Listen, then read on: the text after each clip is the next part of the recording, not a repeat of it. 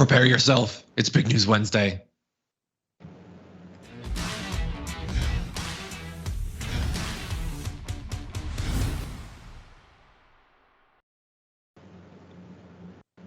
Okay, everybody, welcome back to the show. Welcome to another Big News Wednesday with me, John Earl, and Jayar Jackson. Jayar, how's it going? What's going on? I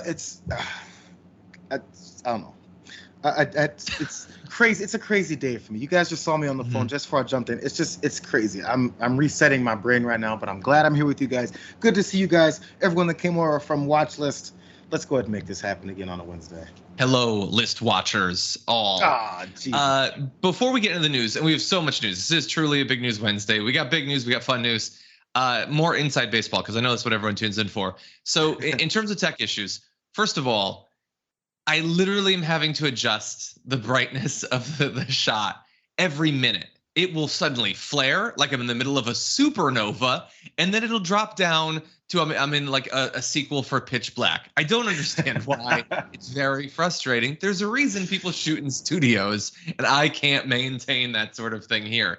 So, like, literally, as the Big News Wednesday bumper was up, I was running to adjust the camera.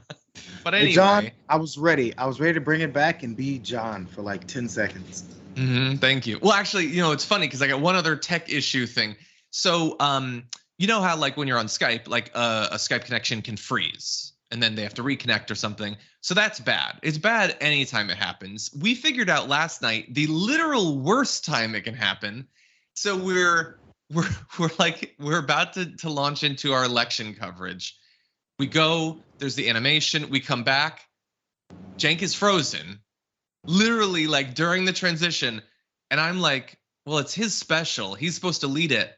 How long am I supposed to wait before saying anything? Because even looking to see if he's frozen means I have to like weirdly look off to the side.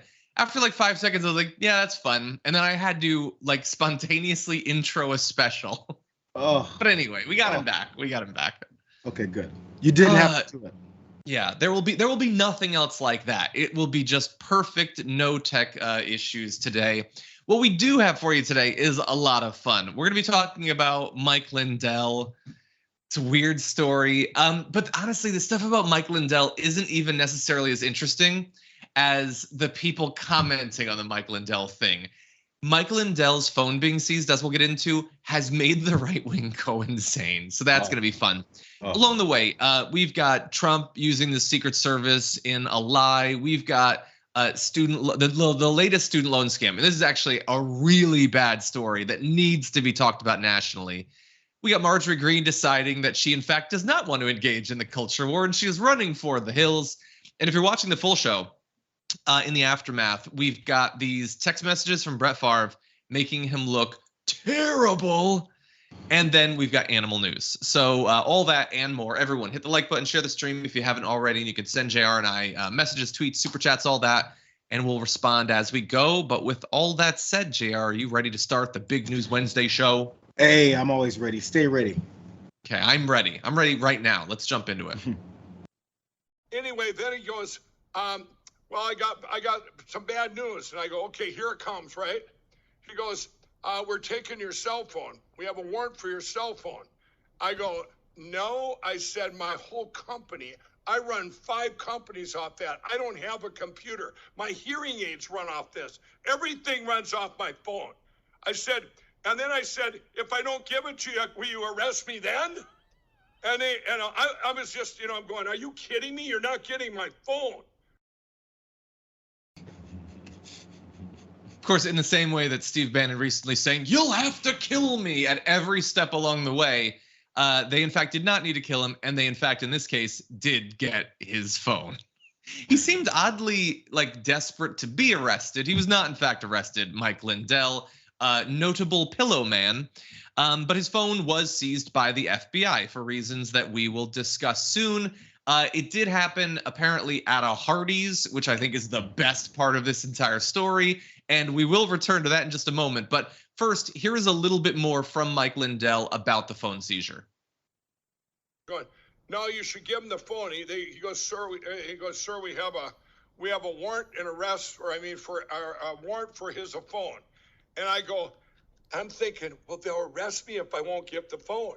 But no, if you read this, they would have done everything they could because they could, the phone was right there.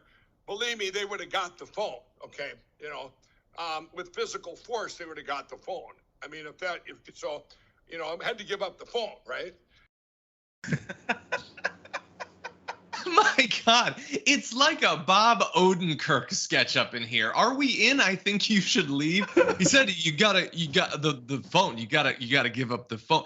This guy has been hosting a show for 2 years solid. Also, as people are talking about in the chat, if everything is run off of your phone, if you don't have a computer, how are you broadcasting to this daily show that you do on Lindell TV? How exactly does that work? And also, for a guy that definitely thinks the vaccine has nanobots in it that are going to control your brain or whatever, why is he offloading so much of his ability to function to one digital device, probably made by either Google or Apple?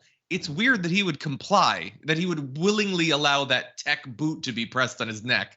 But anyway, Jayar, there is other footage. Like what you just saw was gibberish. I can't play anymore for you because it is incomprehensible nonsense. But anyway, not the part where he shows the actual piece of paper that he says is from the FBI that took his phone. Yeah, he's got the thing. I don't know what the point. Whatever. It's just gibberish. The most important thing for you to know, again, is that this happened at a Hardees, and that was not lost on Hardees, who tweeted, "Now that you know we exist, you should really try our pillowy biscuits." That's the true My Pillow, a nice pillowy biscuit with some butter. But anyway, Jayar, we'll get into the little bit of details we know about this. But what do you think, Mike? This is Mike Lindell. No, he's the gift that keeps on giving, dude. First of all, I noticed this thing. I thought it was just a Trump thing, but maybe it's a Trumper thing, a MAGA supporter thing, someone who wants to be like Trump thing. But how many times throughout that story, his recollection of his wording is always, and I go, and then I goes. That's like third, fourth grader talk, I feel like, number one. But also, for some reason, FBI agents just keep calling these guys sir. Every sentence he says. And he says, "Sir, I need to get my hands on your phone. Sir, I need you to put down the cheeseburger. Sir." No, they didn't say sir every time they talk to you, bro. It's what makes me wonder to what level this story is accurate. Because, of course, he's telling it. He flashes a piece of paper and he says this phone was taken. I guess there's been confirmation. I've seen some other stories talking about confirmation that his phone was actually taken, and everything is on that phone.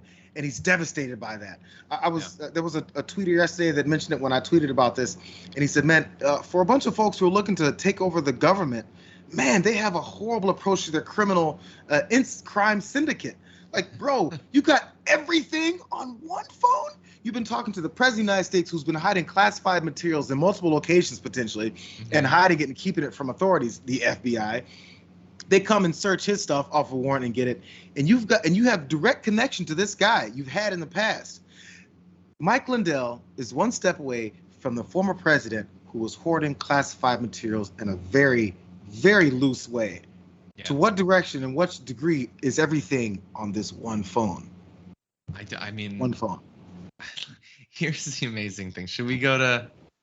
Yeah, let's go to this. So they seize his phone, and that is shocking to Mike Lindell. It's shocking to Hardees. Shocking to Laura Ingraham. Listen to this. It's almost as if they're seizing phones of anyone who might have communicated with the president or anyone who's close with the president. Yeah, it's almost like that, because that's what it is, because they're investigating the president.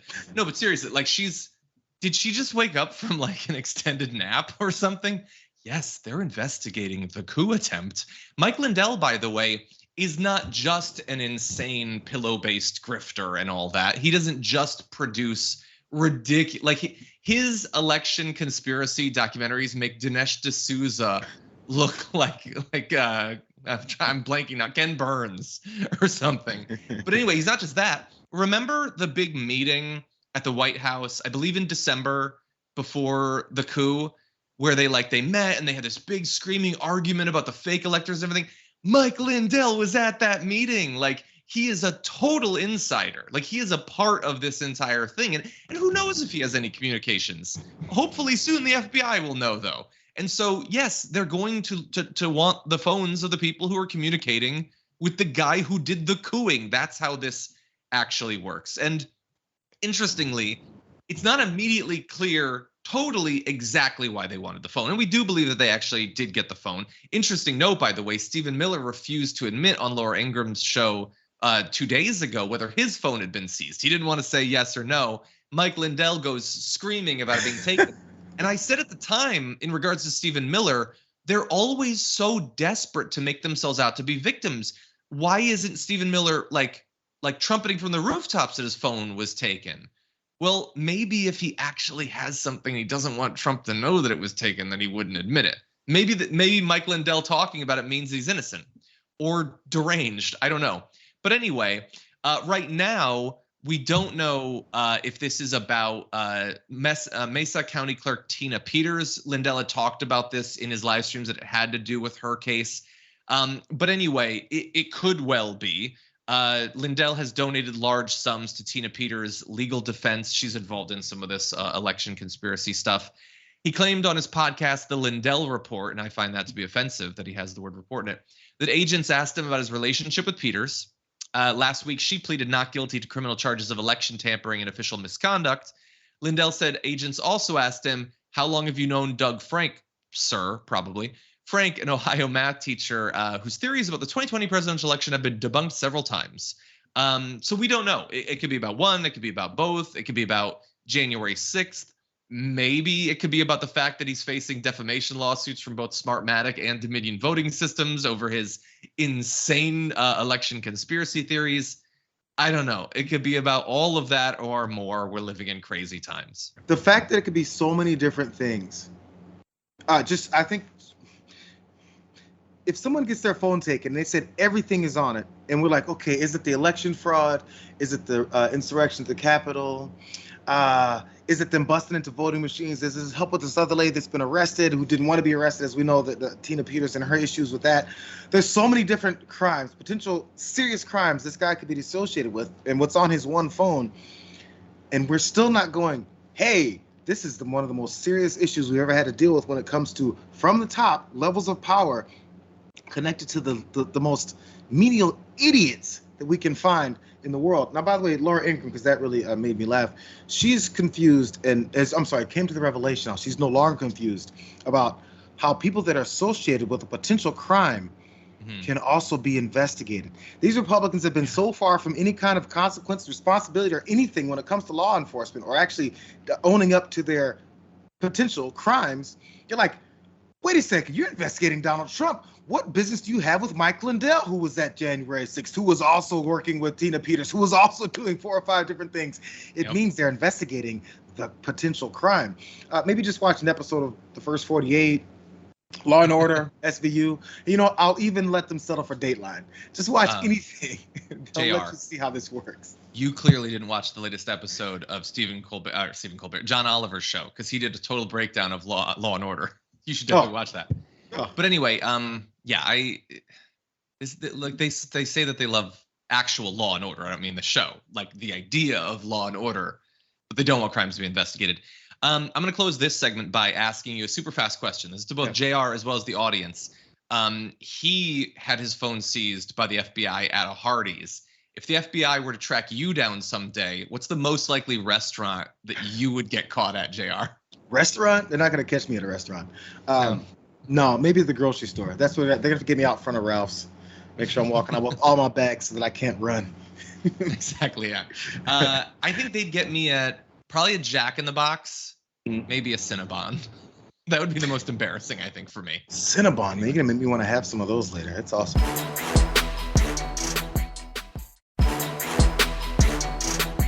Anyway, with all that said, that's what we know, which admittedly is not much. And now I want to transition to something way more fun. Mike Lindell's phone being seized has caused the right wing to utterly melt down. And I want to submit a tweet as evidence. I came across this, and I probably stared at it for a solid hour trying to figure out if it was satire or not. It apparently is not. Here's the tweet by Millie Weaver, a right-wing pundit show host. First, they came for Trump. I wasn't Trump, so I didn't do anything. Then they came for Bannon. I wasn't Bannon, so I didn't do anything. Then they came for Mike Lindell. I wasn't the pillow guy, so I didn't do anything. But then they came for me, and there was no one left to defend me. That tweet was apparently sent in all seriousness. It is literally an invocation, if you're not familiar with the style of that, of a famous poem about the Holocaust. But in this case, rather than the trade unionists and stuff, the supposed defender that we should have stood up for is the pillow man. And Millie Weaver believes that she is literally in the same place as Jewish people being targeted by the Nazi regime because Mike Lindell's phone was taken and then he was able to go back to eating his chicken sandwich or whatever. They're crazy people, Jayar. They're legitimately crazy people. The only reason that I am glad that Millie Weaver sent this out is because it's hilarious, but also because it allowed Soulmate to respond with, first they came for Roger Stone, and I said, great. Next they came for Alex Jones, and I said, good news. Then they came for Donald Trump, and I said, this is also excellent. Yo, I not that this is any kind of way letting her off the hook, but that lady who started this whole thing, Millie Weaver, I'm willing to bet she doesn't know the origins of that formation of that little tweet that she put out. No, she just knows she's seen it before, and she's probably seen libs talk about how you want to make sure we're coming after those folks that are coming for regular normal people and are looking to overthrow our entire government. And they went, oh, I'm gonna use this for Trump. They have to make everything when it comes to just this one guy, Donald Trump, make him the most important person, a godlike figure in the world. And then now Steve Bannon, I guess that works for him too, when he's going in to turn himself in, he goes, 60 days before the election. Bro, what the hell do you have to do with an election? Are you running? What are we talking about? But it's the self-importance, and it sells to so many certain people. I don't think Millie even necessarily believes it. She's just trying to get some self-promotion herself. And nothing is based in reality. It has to be based in some kind of over-the-top rhetoric, and she's just looking to find her own. That's all. That might be. Look, I'm going to ask the audience. Is it reasonable to assume that she does not know the origin of that? Do you think she knew or she didn't know? Respond in the comments, and I want to see. It's madness. Also, by the way, in the way that that's used, generally, it's supposed to be getting scarier step by step. That's how the fascist takeover works. First, they came for Trump. Boy, they started at the top. Now they're just coming for pillow people. I feel like they're kind of relaxing over time, this dictatorship. But again, she doesn't seem to understand how this thing is supposed to work. Anyway, I also saw this. This is a truth, by definition, from Donald Trump. Breaking news, Mike Lindell, the pillow guy. The is in all caps. The pillow guy. There are many pillow guys, but he is the real deal, the authentic pillow man. Was just raided by the FBI. We are now officially living in a weaponized police state, rigged elections, and all. Our country is a laughingstock all over the world. The majesty of the United States is gone. Can't let this happen. Take back America. Which one is it? Hey, is the majesty gone, or can we not let it happen? Can we not let what happen? Let the majesty be gone? Because the majesty's gone. It was said the same stupid truth. And also, now's the time to take it back. It's gone, bro. Hey, isn't it already escaped? You can't take it back. It's just, the lid is off. I guess it's just best to go by the old Republican adage. If you don't like it, why don't you go back to where you came from? Exactly. Yeah. The pillow guy. The pillow guy. Isn't it my pillow guy? He even messed up his own title. I thought it's the my pillow guy. Put some respect on his name, honestly. Anyway, with that said, we have a little bit more hilarious victim complex. Let's jump into this video. You can call us whatever you want, Joe. You can call us extremists. You can call us domestic terrorists. You know who else was called a lot of names his whole life? Jesus. And he never stopped. He never stopped. They called him names right up until his death. So why should we care what Joe Biden thinks of us?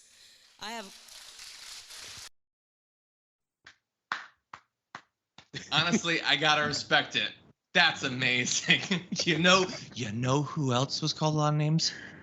The Lord and Savior. Okay, I guess. You know who else has been called a lot of names?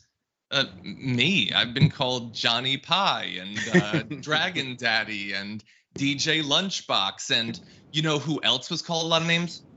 Jesus Christ, superstar. So I guess basically I'm Jesus by your definition. No, but JR, that's madness. First of all, if you're not familiar, that was Carrie Lake, who might well be a governor in a few months, saying that because they've called Donald Trump names, he is like Jesus. Now, the fact that they've called Joe Biden just recently a communist and a socialist and a Satanist and all of these things, that does not somehow make Joe Biden Jesus, JR. But for Trump and MAGA, it works.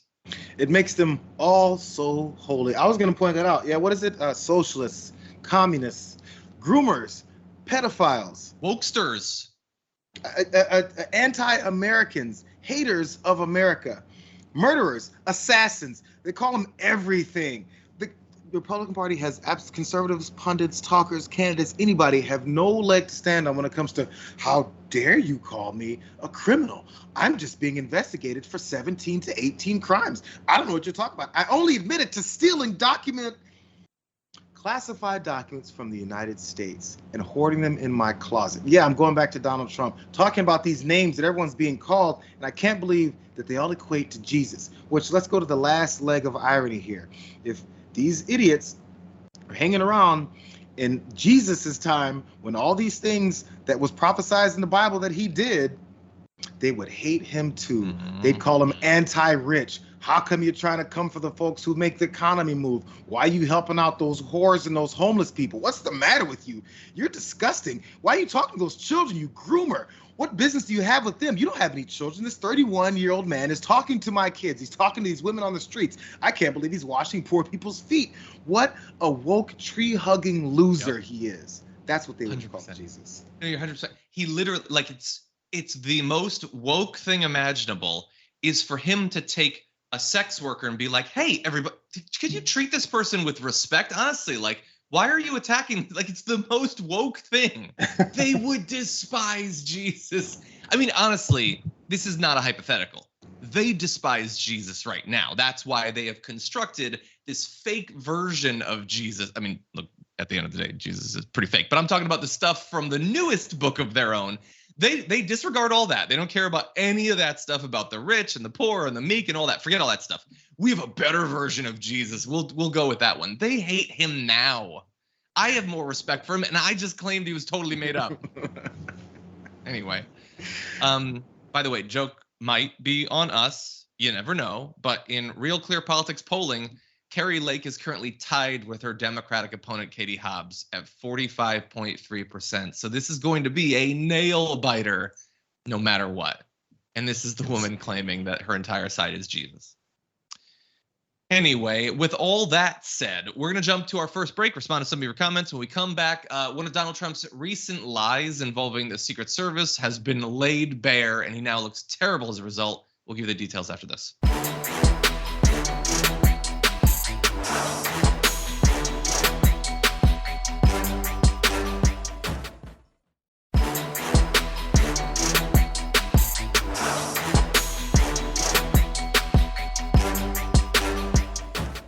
Okay, with that said, if you are just joining our show a little bit late, don't forget to hit the like button if you haven't already. And with that, why don't we jump into some news? According to two different sources, Donald Trump was so desperate to get out of actually having to go and sit down with Letitia James that he lied to a judge about security concerns, and he used the Secret Service as a shield. And that lie has now been, it's blown up in his face. So let's have a little bit of fun.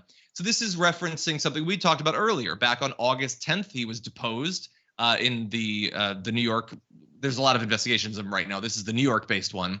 So Trump's legal team in advance of it asked that the interview at the AG's office be relocated to a more comfortable, convenient spot, Trump Tower.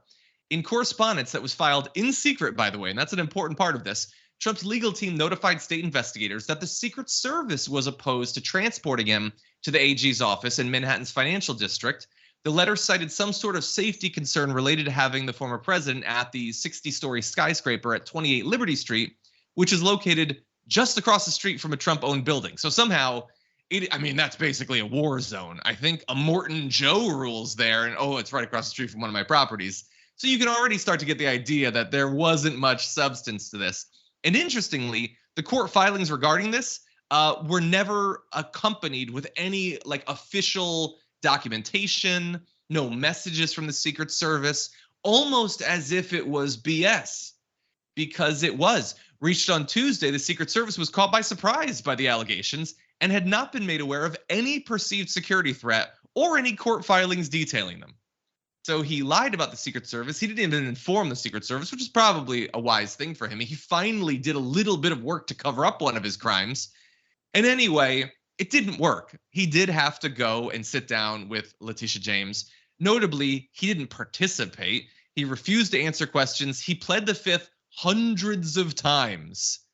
And that was widely seen as strengthening the case against him. But, you know, again, this is just what?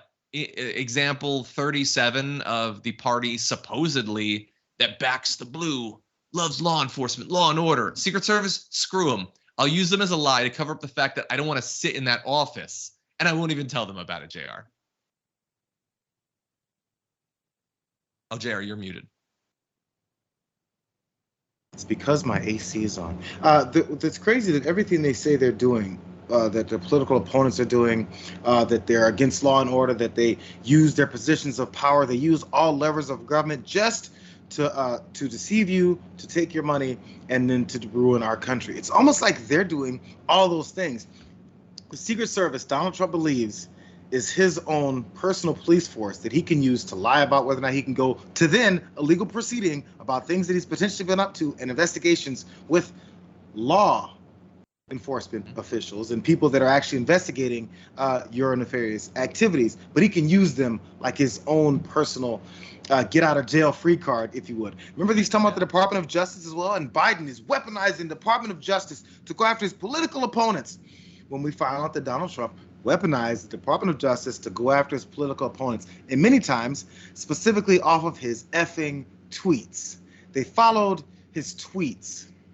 Yep. But everyone else is the problem. Yeah, and somehow, apparently, lying about the Secret Service isn't illegal, I guess. Like, lying about a fake security threat is totally legal. You can just do that in actual court filings.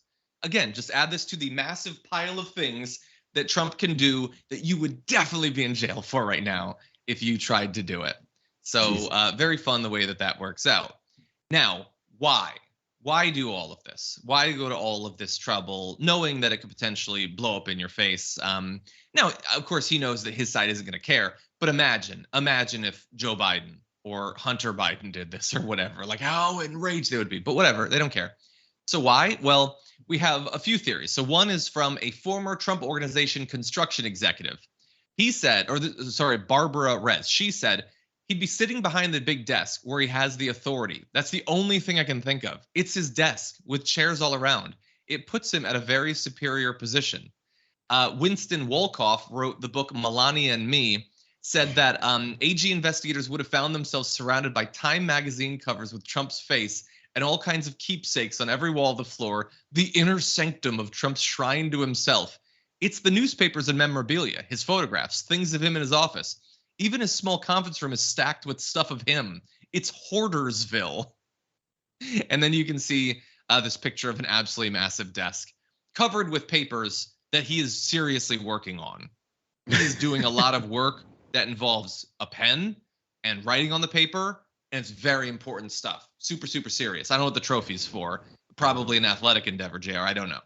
I didn't even notice the trophy in the corner because it's just he had that made for himself to put on his desk corner. Is that a golf magazine? Met Golfer. Something Golfer is on his desk is where at the top right. The bottom those right corner. Pictures of golf courses? I think so. And there's a picture of himself firing someone on The Apprentice.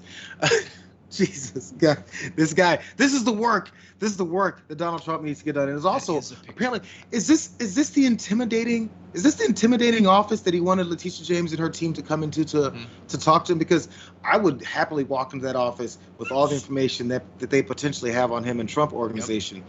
And be like, yeah, so what's this trophy for? Is it the trophy you got when you defrauded all those people? Is it the trophy you got when you're taking money? Is it from Trump University? I'm not sure because there's so many things we want to talk to you about. Yep. I guess we can sift through all these documents and figure it out, Donnie. This is a position of power. I wouldn't be intimidated by this office at all. Like, No, this guy doesn't have anything together. And by the way, we don't know for sure that is why he wanted to do it, although that seems plausible to me. But the idea that you would think that would be intimidating. Just the messiest, clutter-filled desk with pictures of lawns or whatever. It's like, you know what? If they ever come for me over my dead body, they got to come in here, in my inner sanctum. And they need to just be like in awe of my like maps of Game of Thrones and the Wheel of Time and maybe some fantasy miniatures I'm painting. You know, real intimidation type stuff. Like I would sit down at the desk and look around and be like, oh my God, this guy's got nothing. I am going to roll him right now. It is a position of unstrength. Yeah, by the way, John, I've got a messy desk right over here. It's extraordinarily messy. If anybody comes into my place, I'm like, oh, let me clean up the messy desk because this is embarrassing. Instead of inviting someone in to see it, you know, usually you clean your house before guests come by. You don't go, yeah, let's just leave it. It'll be nice. Come on. Well, anyway, yeah. So again, normally I would end the segment by saying something like, "We'll see if he'll get in trouble for the lie." No, he's not going to. He'll be just fine.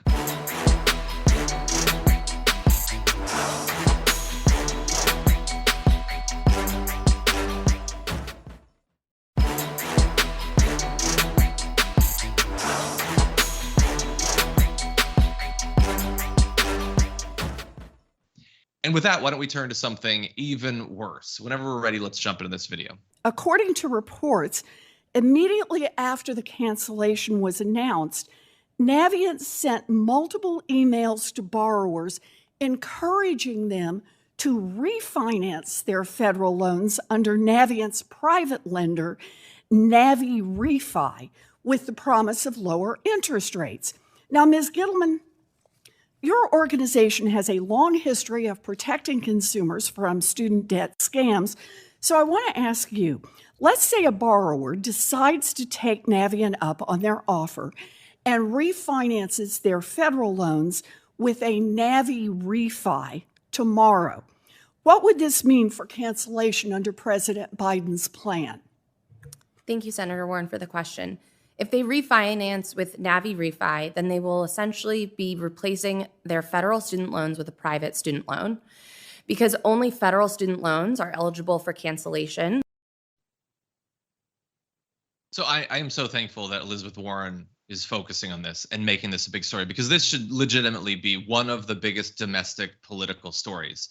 If it's not clear from that, one of the biggest holders of student loan debt is going to attempt to con holders into, in the immediate period before they finally get this relief, making a move under the guise of lower interest rates that will make it impossible for them to get rid of their debt, costing them $10,000 to $20,000.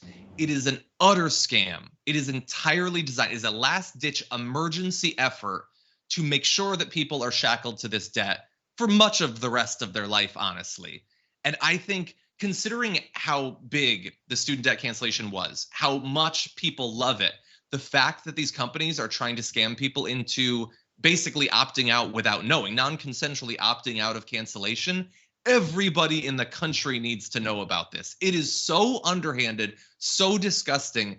And we need people like Elizabeth Warren, as well as Ayanna Pressley, by the way, who have they've sent a letter to the CEO pressing them on this. But we need people to be talking about this to make sure that something is done to stop them, or at least that people are aware of it so that they don't unknowingly burden themselves with this 10 to 20K more in debt.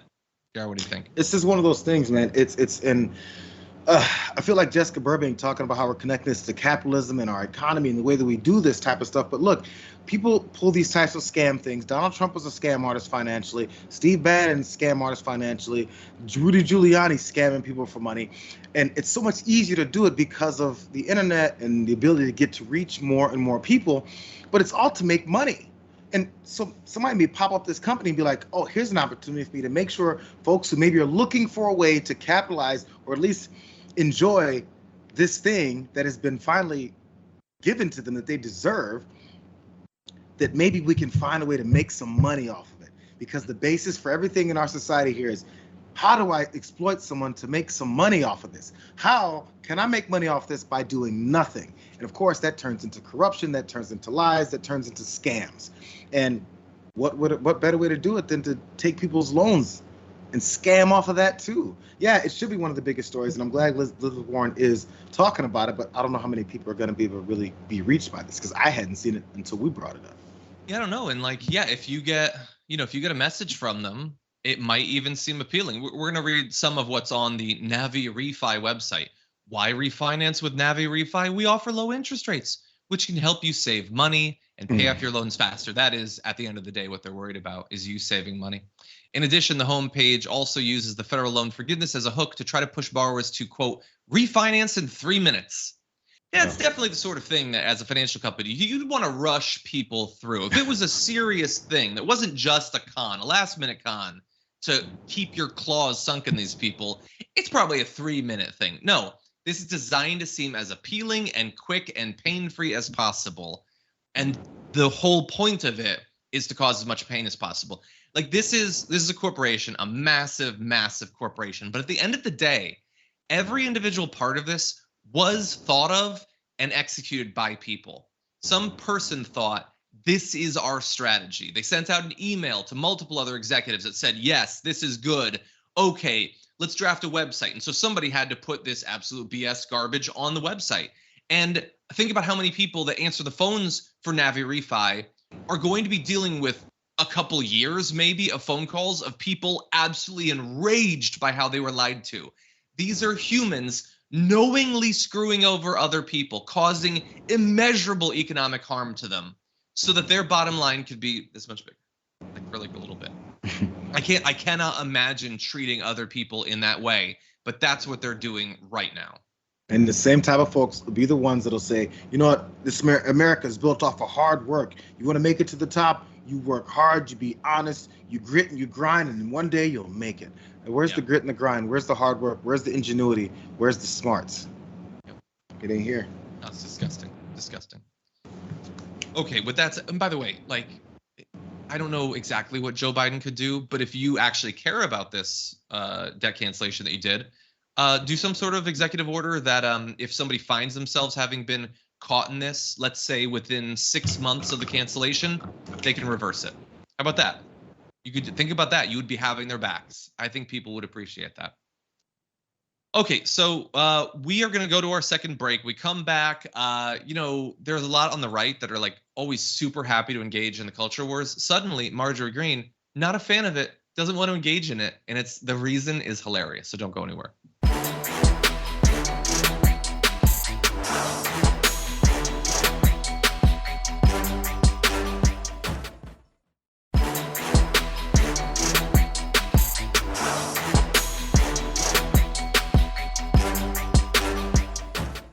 Okay, with that said, we have a little bit of time, 2 awesome stories to talk about. So why don't we jump into it, starting with this? Because they believe the way to drive people to the polls is by scaring them. They're lying to women all over America saying that they can't have an abortion anymore, which that's a lie. There's plenty of places that women can easily get an abortion. They're lying to gay Americans saying that Republicans are trying to take away gay marriage when that's not something. I haven't even seen a bill that says anything like that. No, seriously, that is the voice you thought you heard. That is Marjorie Greene, culture warrior. She is such a culture warrior that she doesn't confine herself to just LGBTQ issues or abortion. She's fighting over Jewish space lasers and stuff like that. And suddenly, we don't want any part of this. We're not trying to take away abortion rights. We're not going to stop gay marriage. We don't have anything to do with this. Since when? Since when has a Republican been in support of that? I have no idea. I can't even imagine. Oh, that's interesting. You're suddenly so coy, Marjorie Greene. Why is that? Now, we'll get into why that is, but it's also ridiculous. It's full-on ridiculous if you don't know why, and if you follow politics why. Well, let's see. She's talking there about Lindsey Graham's Senate bill that would get rid of abortion rights. Okay. And she doesn't like that, and she doesn't want you to think that that's representative of the Republican Party. Well, it's weird because on the House side, Representative Chris Smith, Republican, has a companion bill that's drawn more than 80 co-sponsors. That's not how many Republicans would vote for it. That's how many were like, no, put my name on it. I want my name on that bill. That's 80 right now. Okay. And bear in mind, Lindsey Graham putting this forward and Chris Smith doing their little House version, That isn't just like, we need to do this, we're going to do this, let's do it. They know it's not going to pass, and they still are desperate to vote on it. That's how bad they want this. They will vote on it, despite how unpopular it is, even though it can't pass. By the way, on that bill, on Monday, more than 400 former and current GOP officials signed on to a letter supporting that bill. So it is all over the place. Their current establishment, the prior establishment, they love it. And it's not just on abortion. By the way, recently there was a bill to protect marriage equality in Texas. Only one Texas Republican actually voted to protect it. The rest, again, in 2022, were like, no, we want to go back to gay marriage being illegal. That's what we want. They're screaming it from the rooftops in the House, in Texas. Oh, West Virginia legislature just passed an abortion ban with very few exceptions, specifically having to do with rape and incest, only if you submit yourself to the police. Okay, so Marjorie Greene, you might want to talk to Republicans in West Virginia because they think you're ridiculous. The Ohio Supreme Court denied an attempt to stop their abortion ban, so Republicans in the judiciary at the state level are trying to ban it. You've got the Supreme Court, by the way, blocking a further attempt to block Texas's 6-week abortion ban. So in the legislatures, many of their voters, and in the judiciary, they are desperate to strip these rights away. Marjorie Greene wants to delude you into thinking that they're not interested in this. They've only been working, Jayar, for more than half a century to strip away these rights. Why would you focus on it now in the run-up to a midterm election? It's so weird, but you know what? It's a bit of a crazy position that they have found themselves in. Is this for real? Like, because we do know many of them were turning away and trying to figure a way to scrub their websites, at least modify the things that they said. A candidate, I believe, up in Minnesota, he even put out an ad where he's rocking his brand new grandbaby, and he's telling some, I'm not trying to tell people what to do with their bodies. I just said it a month ago, but now I'm not, because they're reading the political winds and they're understanding where the problem is for them, which I guess they thought this was going to be a winning issue. When the Supreme Court was taking this up and that draft memo came out and everyone was losing their minds over it, and they said, perfect. I was like, I thought that was gonna be the one moment, which they even said, that one moment where they said, I can't believe they leaked this memo, and now people are gonna be afraid to support it. Look at where we are in September, where they're openly now going back on what even after their states' rights stances are to be a national abortion ban led by Lindsey dumbass Graham, who now that's the winning issue. That's the right way to go about it. And lastly, Marjorie Taylor Greene talking about the gay marriage. And I can't believe they're saying we're coming after gay marriage. So if you're not coming after gay marriage, that means you're in support of it. Which one is it? Are you coming after gay marriage because you're a good Christian? I keep hearing how great Christian you are. Wouldn't Jesus be absolutely disappointed in you, Marge, if you actually support gay marriage in the United States of America? You know, United States of America, which is heaven, is what I last heard. It's basically Jesus' home ground. And we should do everything that Jesus tells us to do. 100%. Yeah, not real Jesus, of course, but the fake construct of Jesus that they have come up with, of course. By the way, this is Marjorie Greene. This is Marjorie Greene who has sent many transphobic tweets. Remember when she was putting up the transphobic signs across the hallway from a congressperson who I believe has a trans family member? Oh, yeah, no. She's not a culture warrior when it comes to LGBTQ. Oh, she's called for an end to Pride Month, by the way. She's done that. That's fun. No, it's absolutely ridiculous. I understand why they're annoyed at Lindsey Graham. You're like, no, we got Roe v. Wade, dude, and we're going to eventually vote to ban it nationally, but we have to win first, and you're making it hard to do that. Now, some are a little bit clear about how politically partisan this is. Roger Stone called what Lindsey Graham did willful sabotage. This federal election is about our safety, security, health, food supply, economy, free speech, and the corruption of our justice system. Unless rhinos and Democrats try to make it about federal abortion policy, which the U.S. Supreme Court made unnecessary. Lindsey Graham is purposefully helping the Democrats to ensure that we do not take back the U.S. Senate. They don't like him. Here's an interesting thing, though. Roger Stone was joined in some ways by Mitch McConnell, who told reporters that most Senate Republicans believe abortion access should be kept at the state level. And that is what Mitch McConnell just said. He said it very clearly. And so you can take that to the bank and you can throw it in the bank's garbage, where you could throw, like Mitch McConnell previously having said, well, we're not going to vote on a Supreme Court candidate like months before an election. We're not going to do that. Oh, wait, now we're in charge. We're totally going to do that. We're going to do that. We're going to put him on the Supreme Court. It's going to be awesome. Abortion, that's a state's issue. Oh, wait, do we have a majority now? We're totally banning it. We're banning it right now. You can take that to the bank, okay? These people are massive hypocritical liars. They're worried about public opinion. They're worried about how, insanely unpopular they and their opinions are. But if they ever get the power, then they're definitely going to do this stuff. Imagine the world we'd have if Democrats actually ignored anything with pushback and actually did all the things that people asked them to do with no regard, the way Republicans do when no one wants them to do it. Yeah. Just imagine. Okay, we got to jump into one more quick story. It's an important one. So let's talk about this. There's new data from a combination of the UN's International Organization for Migration, as well as the International Labor Organization and the Walk Free Foundation. And it is as serious and dark as anything we've talked about for some time. The number of people currently in a state of slavery around the globe has grown by 10 million in just the last 5 years. That's just the growth. That's not the total number. And in just a little bit of time, as of last year, they estimate 50 million people in some form of slavery. And they say that it exists in nearly every country in the world. There is no region, they say, of the world that is immune to modern slavery. Now, they give a little bit more information about some of the forms that this come in. So many of the people characterized as modern slaves endure conditions considered forced labor, where they're employed but unable to quit because their employer withholds their earnings. They owe debt to their employer, or for migrants, their employer threatens deportation. So this is effectively slavery, but with the wrapping paper of capitalism.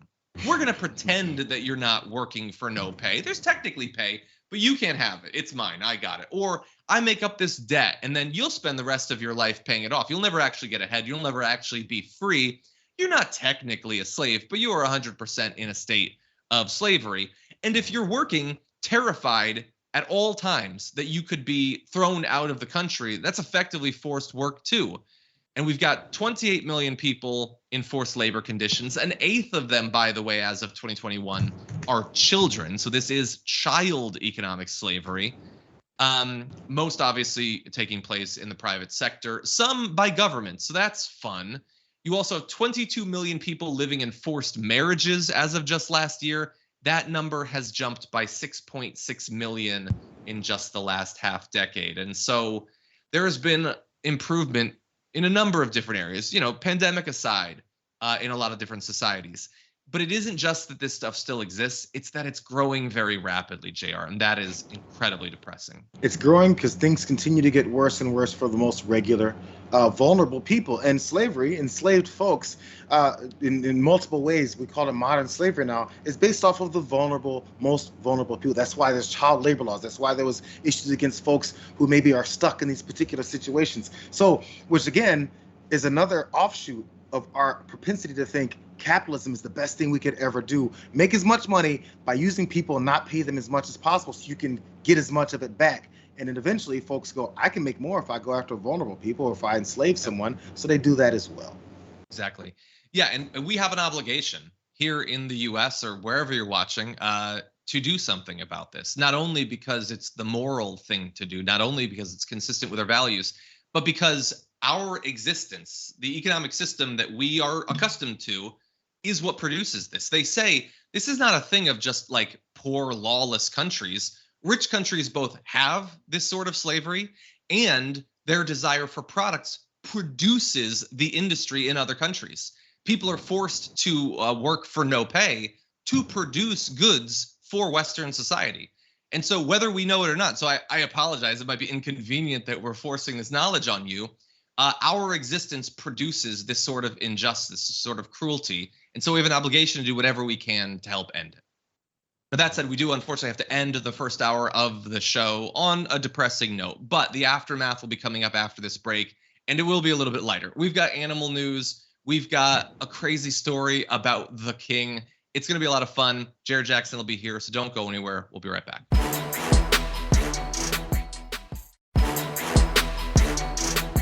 Cat67 Cat has been here for 12 months, says, thank you for making the news fun. We try for our own sanity and for yours.